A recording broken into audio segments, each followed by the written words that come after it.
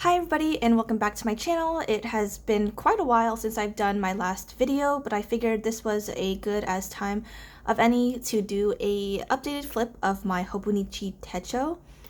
And everything has pretty much remained the same. This is the A6 size and I have a cover and a cover on cover.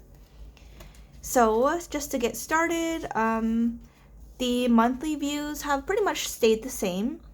I'm using my highlighters to mark down specific dates, anything of importance. So for the month of October, I believe, I just wrote down appointments, anniversaries, any like little reminders. I don't use the monthly section as much as I do the dailies, so it's pretty bare bones for the most part, other than, you know, blocking off important vacation time and seminars.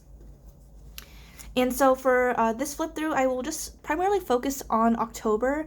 If you do follow me on Instagram, I did upload a few reels, I believe. I think it's for the month of September. I actually can't even remember, but definitely check it out on my reel section of my Instagram page. So just to get started, October and July and August was pretty decorative, I would say. October, I was still continuing on with my functional boxes. Let me just zoom in a little bit here. And I've come to like the functional boxes just because it gives me a sort of structure in my daily pages. However, there were certain days where I did just stick to the most minimalistic spreads ever. But when I did have time in the morning, I did like to block it off. So one for my schedule, anything I wanted to focus on in particular. Added some deco if I was feeling particularly creative or I felt like I wanted to doodle. And I still decided to keep up with my highlight section. Before, I did only work Monday to Thursdays. However, now that my schedule is Monday to Fridays, I started incorporating my highlights for the weekdays, and I did write on Saturdays. So Sunday would be left blank for the most part. I'm okay with this, having a blank page. Not all of my pages in my Hobonichi are blank, so it's okay to leave it. I did feel guilty not filling it up, but I felt like filling it up for the sake of filling it up would be worse in my perspective than just leaving it blank if I didn't have anything. So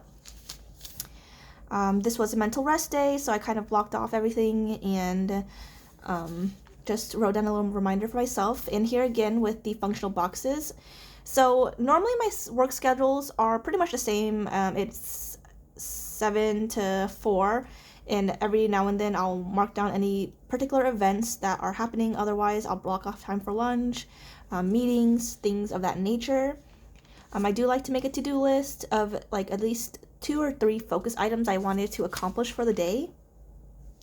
And then I did start incorporating a project box. So normally for my job, we tend to have side projects if we're not currently focusing on work. At least that's how I like to choose. Like I like to fill up my time. So I just like to have side issues, side projects, brainstorming ideas of things I want to work on in the meantime. And it kind of kept the same format with my schedule, focus time, any extra miscellaneous things I wanted to do. And then as we creep up to Saturday, I end up having my highlights. And what I like to do is that at the end of each day, I like to write it down rather than ending my week and then trying to remember exactly what I did each day. So normally after each like Monday, Tuesday, I'll go in and start my spread for my highlight section. And I think this is such a good way to kind of recap and be grateful for the little things.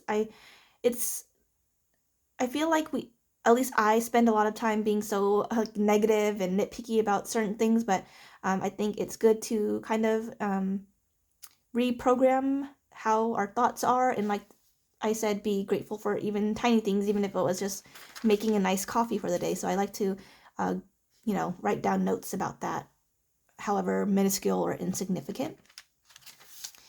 And I think towards the middle of October, I decided to maybe use some color, but then primarily work on being productive and functional versus the boxes, which were nice, but they did take quite a bit of time. So I did end up becoming more minimal, still keeping up with the decorative highlight pages, of course, because I think that's one of the aspects of the Hobonichi that I look forward to every week, is just creating my highlights page, incorporating stickers. Most of this is from Stick With Me Shop, The Coffee Monsters Co., Mixie Cat.